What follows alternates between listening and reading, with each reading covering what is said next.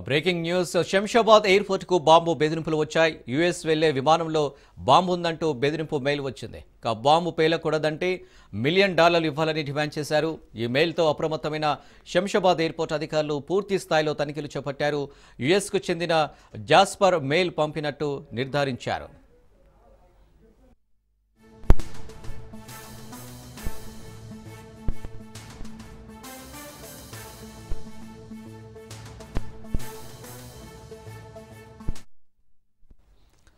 Shamshabad ఎయిర్పోర్టుకు bomb బెదిరింపులు వచ్చాయి. US వెళ్లే విమానంలో బాంబు ఉందంటూ బెదిరింపు మెయిల్ వచ్చింది. బాంబు పేలకూడదంటే $1 మిలియన్ ఇవ్వాలని డిమాండ్ చేశారు.